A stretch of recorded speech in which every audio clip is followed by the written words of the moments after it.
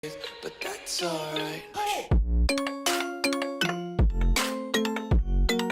Oh my god! Yo guys, what is up? Mike's in our Borderlands 4 video, and today we've got some new info on Endgame, rarities in Borderlands 4, and more. Hope you guys enjoy the full breakdown. Let's get right into it. So the first thing that I wanted to talk about has to do with damage numbers. Now this is something I just noticed going through the footage as I've been doing for the past few days. But damage numbers is obviously a big part of Borderlands, and it was an issue in Wonderlands. It might not have been an issue that you noticed, but the critical markers in Wonderlands specifically were terrible. The critical word was so massive, and a lot of times if you wanted to see how much damage you were doing, you'd have to like pause the game and try to navigate the camera around the critical markers to see your actual damage numbers. And you know, when you're testing a build, the main thing that you're looking for is increases and decreases to your damage. And if you're critting, you wouldn't be able to see that because this implementation was honestly pretty bad. And it looks like once again they've listened to feedback. All of the gameplay that I've gone through, the critical markers are like substantially separated from damage numbers, and it also looks like they've made the font of it pretty small, so you're still seeing it pop up, but it's going to be less intrusive to the damage numbers. You know, any little bit of gameplay that I've looked at, it's been pretty separated and substantially smaller, which is great. You know, not like the biggest deal, but it just goes to show that they're really listening to feedback with this game. It's kind of a theme that I've seen throughout, but as you can see here, these critical markers are very much separated from these damage numbers, and they're also much smaller, so that you can really see how much damage you're actually dealing. The next thing to talk about is rarities.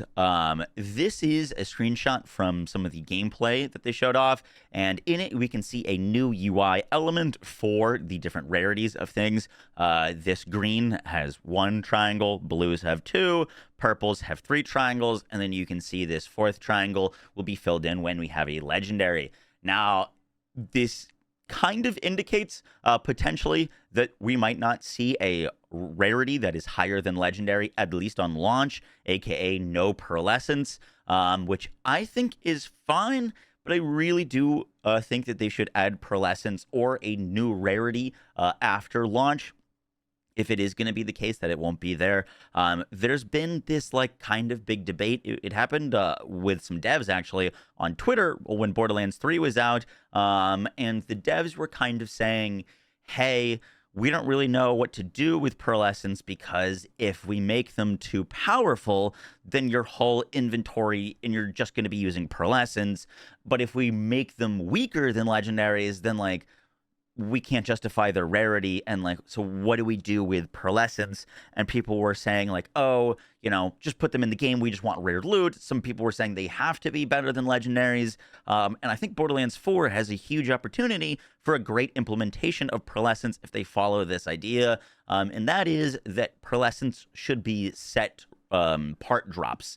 So like, for example, farming legendaries in Borderlands 4 is going to be very different, because the parts that a legendary is going to roll with are going to be the most varied, as legendaries roll with the most parts. But like, for example, if I'm farming an Unkempt Herald and I get a Herald that has a Jacob's part, those Herald projectiles might ricochet, and if you get an Unkempt Herald, you might get it with a like Torg part that makes your Unkempt Herald fire stickies, right? And so there's going to be a huge amount of variance in legendaries, and you're going to be farming the legendary with the right parts for your build.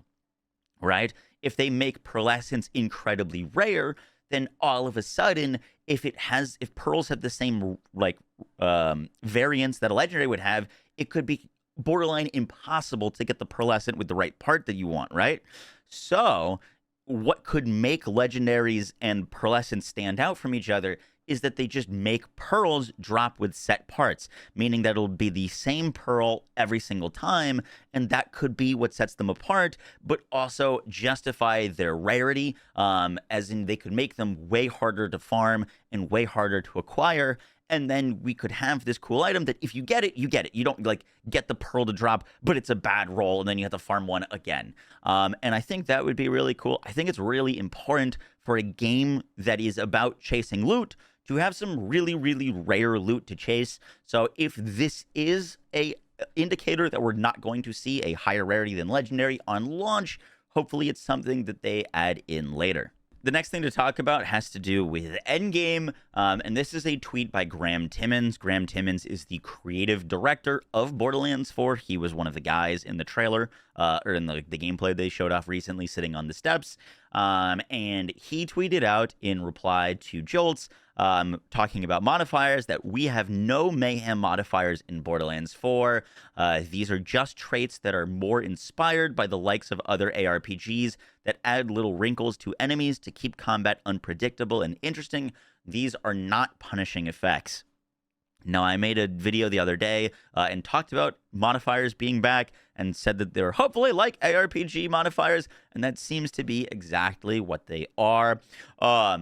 If you're not familiar, Borderlands 3 introduced something called the Mayhem system for Endgame, which was as you turned up the difficulty, you got more and more modifiers, and at a certain point, you got like very hard modifiers, and they made the game just unenjoyable to play because a lot of the times you were fighting the modifiers and not the enemies that were in front of you. The modifiers were way more deadly than any of the enemies you're ever fighting. Think of like death skulls. You know, a death skull flying towards you had way more threat than like a Malawan trooper standing in front of you, and it just led to gameplay that wasn't very enjoyable. And they ended up like redoing Mayhem a bit by adding the Mayhem 11 mode, which wasn't any harder than Mayhem 10, but it just removed modifiers. And then they made Wonderlands, and Wonderlands' Chaos Chambers had modifiers again after going through all this effort to remove them for Borderlands 3. So it was kind of weird to see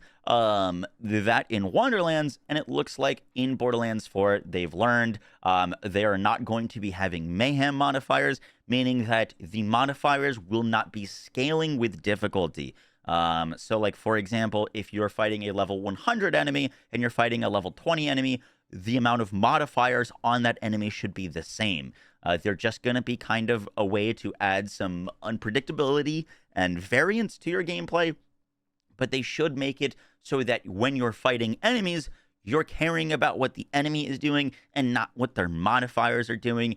And I hope it's like that. Obviously, I don't know. But if it is, that's great. I think modifiers as a way to just, you know, as Graham says, keep combat unpredictable and interesting is totally fine. It's just when we were mainly fighting the modifiers, that was such a bummer.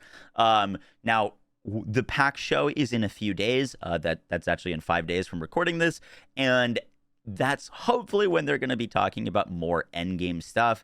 But for now, knowing that we're basically not getting mayhem modifiers in endgame is a great sign.